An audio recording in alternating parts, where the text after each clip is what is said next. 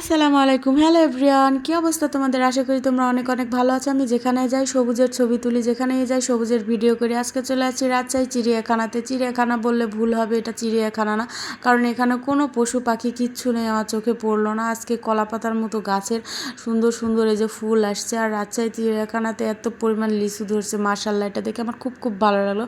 কারণ আমি যেই লিচু বাগানেই যাই দেখি শুধু নতুন লিচু পাতা আসছে, লিচু ধরে নাই।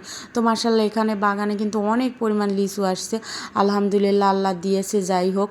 তো এখানে প্রতিটা লিচু গাছে লিচু ধরছে। অনেক জায়গা রাজশাহীতে অনেক জায়গায় আমি দেখছি যে লিচু ধরে নাই।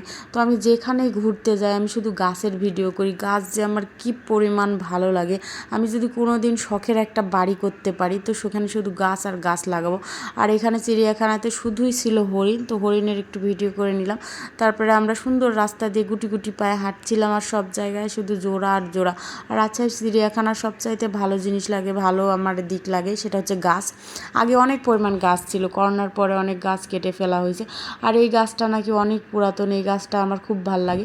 আমি যেখানে গাছ দেখি সেটার নাম জানার চেষ্টা করি। আর এখানে ছিল আমার প্রিয় ফুলের গাছ, এই ফুলের নামটা আমি ভুলে গেছি, নাম মনে নেই, তোমরা নাম জানলে বলো। আমার পেটে আসছে, মুখে আসছে না, আমি নামটা জানি। এটার এত পরিমাণ সুঘ্রাণ গন্ধ, আর এটার গন্ধ কিন্তু রাতে বেশি ছড়ায়। এখানে আমি অনেকক্ষণ বসেছিলাম। আমার গাছ ফুল এত ভালো লাগে, সবুজ জিনিসই আমার ভালো লাগে। তবে আমার প্রোফাইল একদম লাল হয়ে গেছে বন্ধুরা, আমাকে একটু বেশি বেশি করে তোমরা সাপোর্ট করে দিও, তাহলেই সবুজ হয়ে যাবে, তোমাদের জন্যই সব কিছু। তারপরে এখানে একটু ভিডিও ছবি তুলে আবার যাচ্ছিলাম। আমি শুধু গাছ খুঁজছিলাম যে কোথায় কি গাছ আছে। আমি চিড়িয়াখানায় এসে শুধু গাছ দেখি। এই গাছটা আমার অনেক সুন্দর লাগছিল, মানে বেদেনার গাছের মতো, পাতার মতো। তারপরে এখানে এটা রং করা হচ্ছিল। আর এই তো চলে আসছি সূর্য বাগান, মানে সূর্যমুখী ফুলের বাগানে।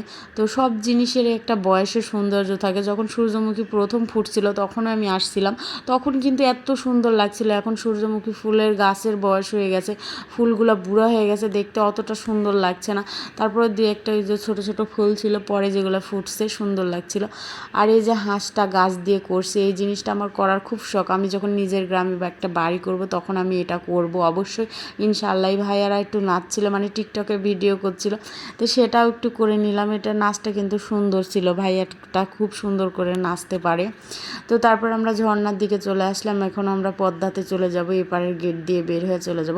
এই আপুরা ঝর্ণাতে নেমে ভিডিও করছিল, এই করছিল সেই করছিল, মানে ভিডিও করার পর থেকে এগুলো আমার চোখে পড়ে, শুধু ভিডিওতে উঠে যায় কে কী করছে। তারপরে এখানে আরেকটা গাছে চলে আসলাম। এই ফুলটা ছোটোবেলা অনেক দেখছি, অনেক খেলা করছি। এই গাছের নামও আমি ভুলে গেছি, আজকে সব কিছু আমি ভুলে গেছি। এই গাছটার নামও আমি জানি।